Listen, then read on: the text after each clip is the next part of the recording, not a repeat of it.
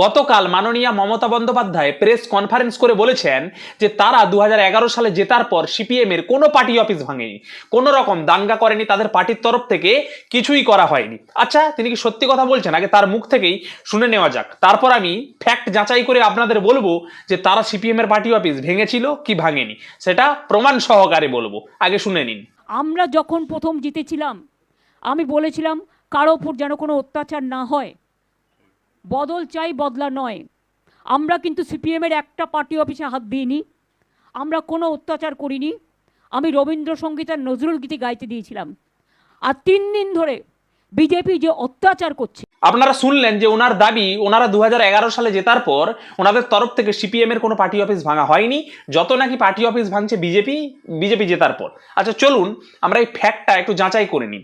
দেখুন, আমি যে ওয়েবসাইটটা দেখাচ্ছি এটা ভারতের কমিউনিস্ট পার্টি মার্ক্সবাদী, তাদের তরফ থেকে জুন 25, 2011 সালে এটা দাবি করা হয়েছিল এবং তারা সেখানে এই খবরটা দিয়েছে। এখানে কি বলেছে যে বন্ধুরা পশ্চিমবঙ্গের ঘটনাবলী পর্যবেক্ষণ করেছেন, তারা বিধানসভা নির্বাচনের আগে বামপন্থী দলগুলি বিশেষ করে সিপিআইএম সমর্থকদের টার্গেট এবং আক্রমণের সঙ্গে পরিচিত হবেন। 2009 সালের লোকসভা নির্বাচনের পর থেকে 344 জন পুরুষ ও মহিলা, যাদের বেশিরভাগই দরিদ্র এবং সামাজিকভাবে নিপীড়িত অংশের অন্তর্গত, তৃণমূল উচ্চারণ করলাম না, জোট এবং কিছু জায়গায় কংগ্রেস দ্বারা নির্মমভাবে হত্যা করা হয়েছিল, বাড়িঘর পুড়িয়ে দেওয়া হয়েছিল এবং শত শত লোক বাস্তুচ্যুত হয়েছিল।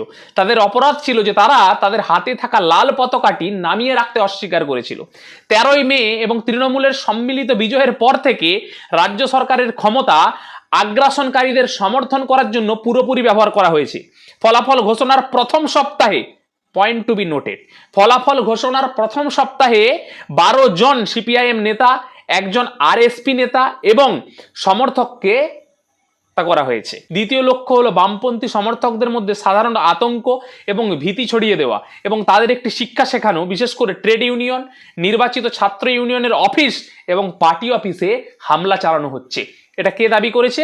এটা ভারতের কমিউনিস্ট পার্টি মার্ক্সবাদী। মানে যেমন আপনি এখন দাবি করছেন যে বিজেপি আপনাদের পার্টি অফিসে হামলা চালিয়েছে, আপনারা নাকি কোনো হামলা চালাননি, ঠিক একই রকমভাবে আপনি জেতার পর যারা পরাজিত হয়েছিল যে সিপিএম অর্থাৎ ভারতের কমিউনিস্ট পার্টি মার্ক্সবাদী লেফটিস্টরা, তারাও কিন্তু দাবি করেছে। দেখুন এখানে রিপোর্ট সহ রয়েছে, আমি রিপোর্ট থেকেই দিলাম।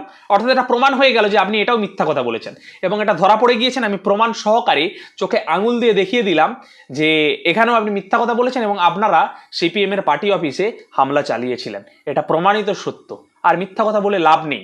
আপনাকে এই পশ্চিমবঙ্গের মানুষ বিদায় জানিয়ে দিয়েছেন, তাই আপনি পদত্যাগ করে দিলে ভালো হতো।